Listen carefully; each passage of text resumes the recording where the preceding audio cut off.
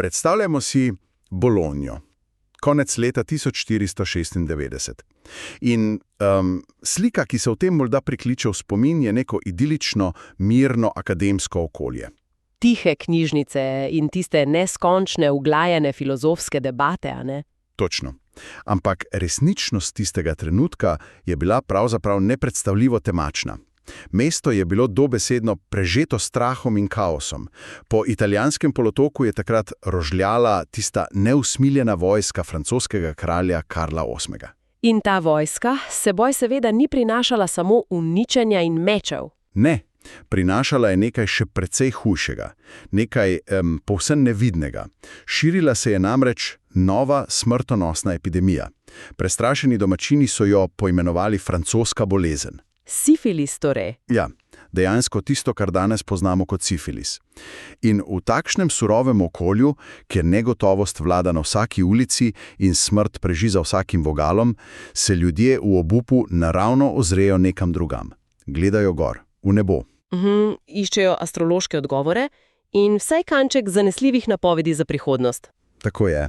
In prav tam, v tem mračnem, kaotičnem ozračju, najdemo 23-letnega Nikolaja Kopernika. Uradno je študent kanonskega prava, a v resnici njegov beži stran od tega zemljanskega kaosa, visoko k zvezdam. In ta usupljivi kontrast med zemljanskim kaosom in njegovim iskanjem nebesnega reda, to je pravzaprav popolno izhodišče za našo današnjo poglobljeno analizo. Definitivno. Opiramo se namreč na res izjemen, izčrpen članek Saša Dolenca. Naslov je Nikolaj Kopernik, napačen razlog za pravo revolucijo. Objavljen je bil na portalu Kvarkadabra februarja 2016. Misija te analize pa je nadvse intrigantna. Razbiti želimo tisti mit, kaj ne? Točno tako, tisti globoko zakoreninjen mit o Koperniku kot nekem radikalnem uporniku.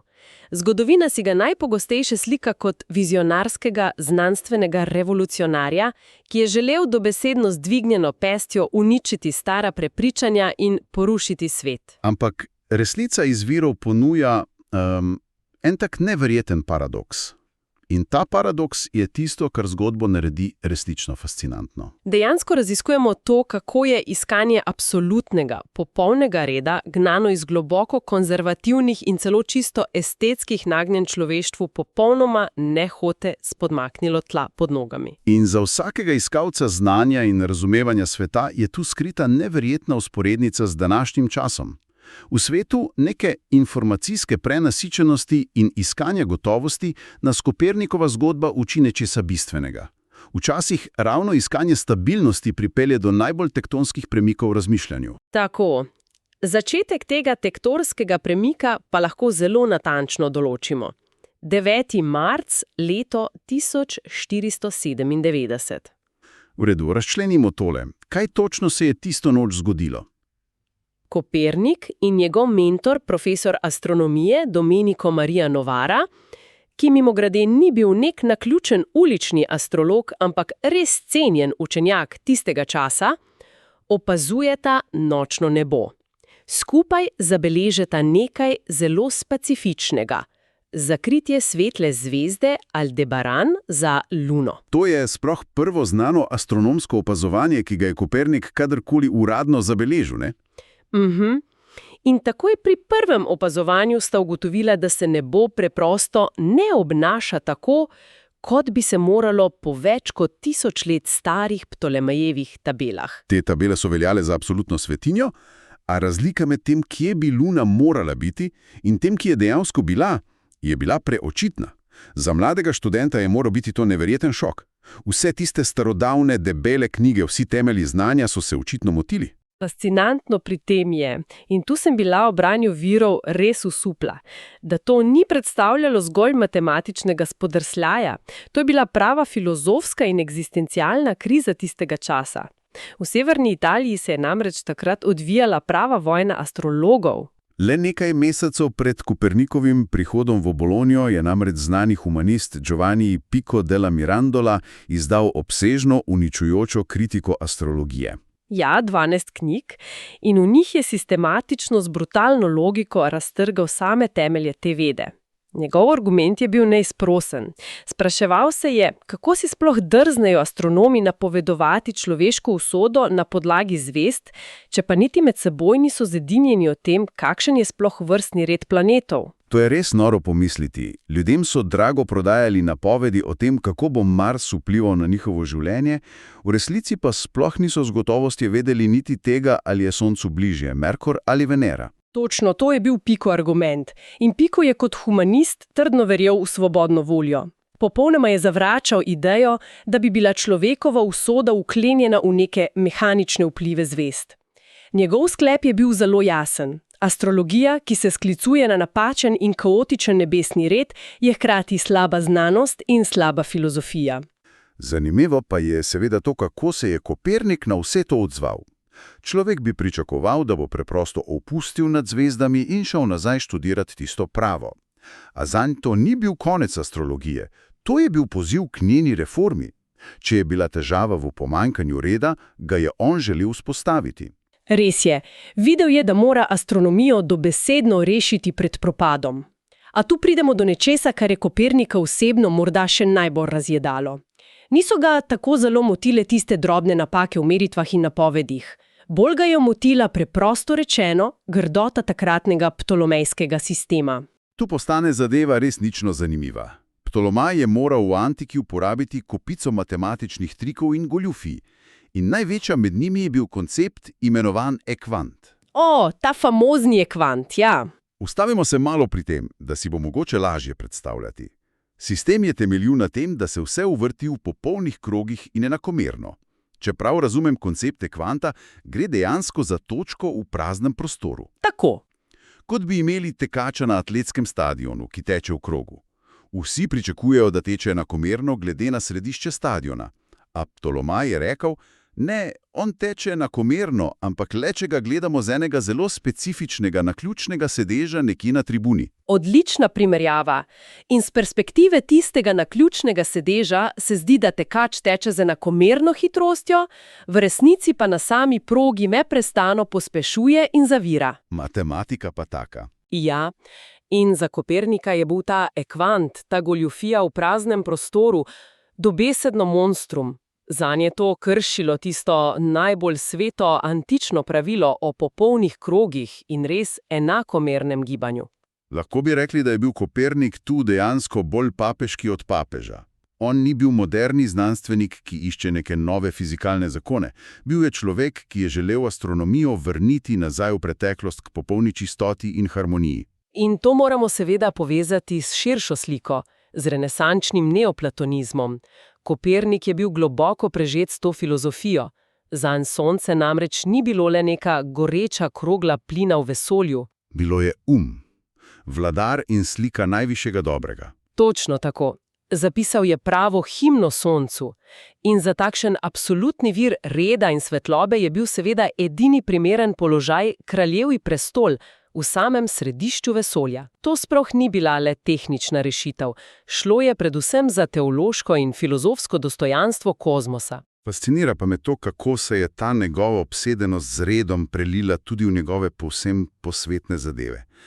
Kopernik je bil neverjetno vsestranski, bil je upravljatelj cerkvenih posesti. In prav tu je formuliral znameniti ekonomski princip, ki ga danes poznamo kot Greshemov zakon. Pravilo, ki pravi, da slab denar izpodriva dobrega. In to desetletja preden ga je opredelil Thomas Gresham. Zanj so bili ti matematični triki, ti ekvivanti na nebu, v bistvu očitno kot ponarejen denar. Slab denar, ki uničuje božansko popolnost vesolja. Natančno tako. Nered v financah je bil zanj enako nesprejemljiv kot nered v astronomiji. A njegova iskanja reda niso ostala le pri knjigah in kovancih. Ta ista osebnost se je dokazala med poljsko-tevtonsko vojno med letoma 1519 in 1521. To je tista res osupljiva epizoda. Medtem ko so drugi bežali, je on ostal in osebno vodil vojaško obrambo gradu Olštin. Človek je čez dan pošiljal poljskemu kralju prošnje za svinec, hrano in topove. Organiziral straže. Po noči pa je v tišini preračunaval tirnice planetov. On je dobesedno iskal red na krvavem bojišču in hkrati iskal popoln red na nebu. Kakšna disciplina! Ampak takšna disciplina nas pripelje do naslednjega prelomnega trenutka. V Boloniji je Kopernik prebiral knjigo nemškega matematika Johannesa Regiomontanusa z naslovom Epitoma. In v njej je bila skrita ena majhna opomba z monumentalnimi posledicami. Ta opomba je bila ključna. Regiomontanus je strogo matematično dokazal, da se lahko tiste zapletene geometrijske elemente, po katerim so se gibali planeti, torej deferente in epicikle, med seboj povsem matematično zamenjujejo. Brez kakršnega koli vpliva na tisto, kar vidimo na nebu. Tako je. Deferenti so glavni krogi, epicikli pa manjši krogi, ki potujejo po njih. Kot nekakšen vesoljski spirograf. Matematični trik je bil, da jih lahko obrnemo. Rezultat in pogled opazovalca pa ostaneta popolnoma enaka. In kje je bil tu tisti preskok za Kopernika? Ključna je bila uganka zunanjih planetov. Mars, Jupiter in Saturn so v starem sistemu vsebovali eno skoraj skrivnostno komponento. Vsi tri so imeli vgrajeno natanko enoletno sončno periodo. In za Ptolemaja je bilo to zgolj priročno naključje. Kopernik pa se s tem ni zadovoljil. Ko je uporabil tisto matematično zamenjanje, se je ta enoletni in navidez nesmiselen cikel pri vseh treh planetih nenadoma zlil v eno samo, skupno krožnico. In ob tem je Kopernik dojel genialno preprosto rešitev. Če Sonce postavimo v sredino vesolja, dobita ena združena krožnica jasen pomen. To je tirnica Zemlje, ki potuje okoli Sonca. Človek si to res najlažje predstavlja tako, kot da bi opazovali tri ladje na morju in vse tri bi vsako leto ob istem času naredile popolnoma enak ovinek. Rešitev je preprosta. Ne premikajo se ladje, premika se ladja, s katerim mi gledamo. Res je. S tem je z eno potezo pojasnil gibanja več planetov hkrati. Ni šlo več za nek preprost matematični trik, to je postala geometrijska nujnost. In če to povežemo v širšo sliko, je tu Kopernik ukinil strogo delitev, ki je veljala do takrat. Misliš delitev med fiziki in astronomi? Točno to. Fiziki oziroma filozofi so razlagali, kaj je resničnost, astronomi so bili pa zgolj tehniki, ki so premikali številke. Kopernik je rekel ne, če je nekaj geometrijsko nujno, je fizično resnično. Nebo postane prostor geometrije. S tem pa je grobo trčil ob zid takratnega zdravega razuma.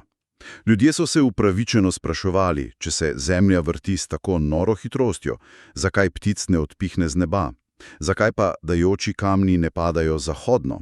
In Kopernik ni imel nobenih fizikalnih odgovorov na to. Imel je izključno neizprostno moč svoje geometrije. Naše oči in naši občutki so nam lagali, matematika pa ne. Kaj vse to sploh pomeni za človekovo razumevanje mesta v svetu?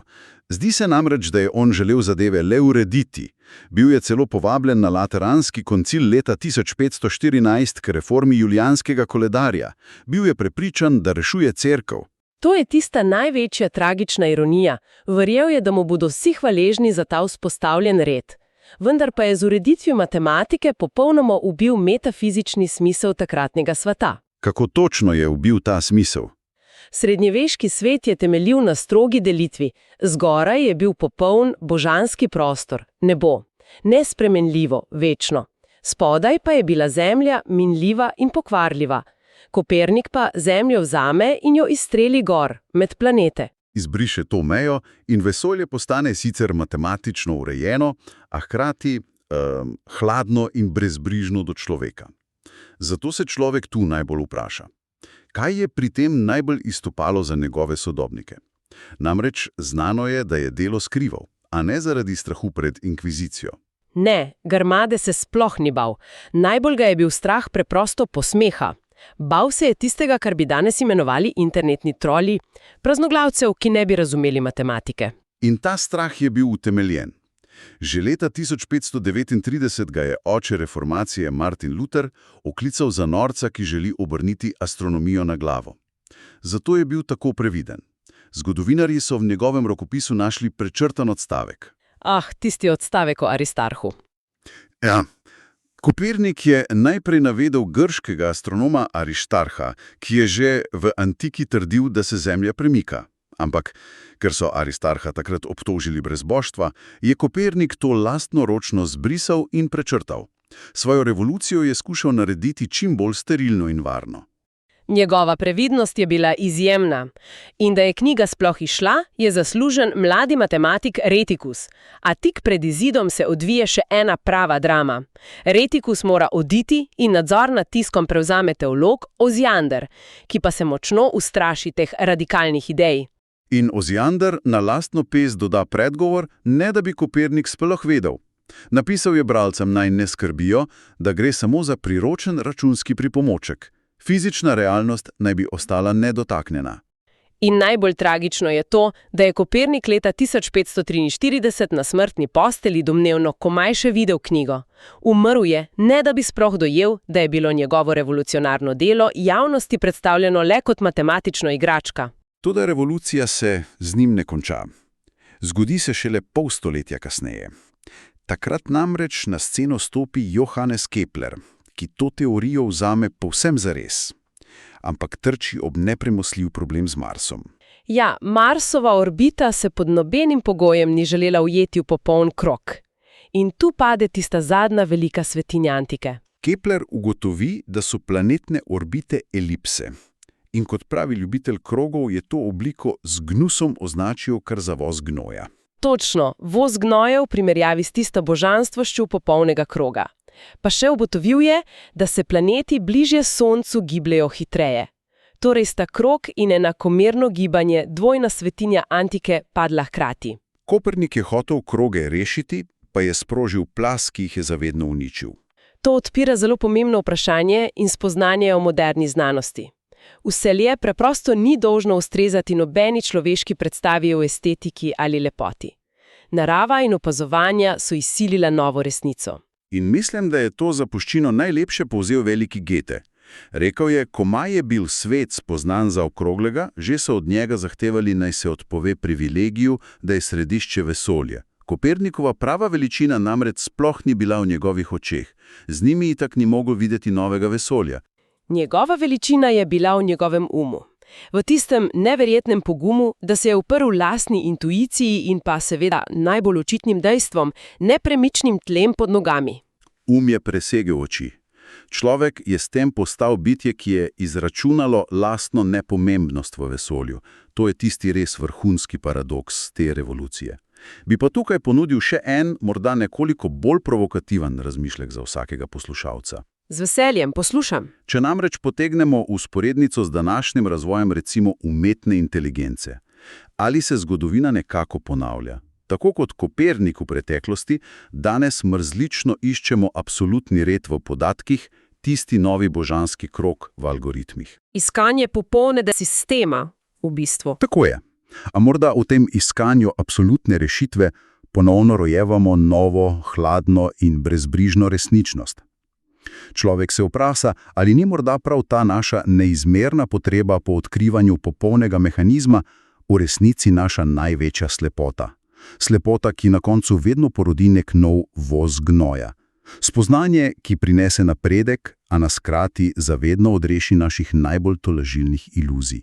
Zelo močna misel.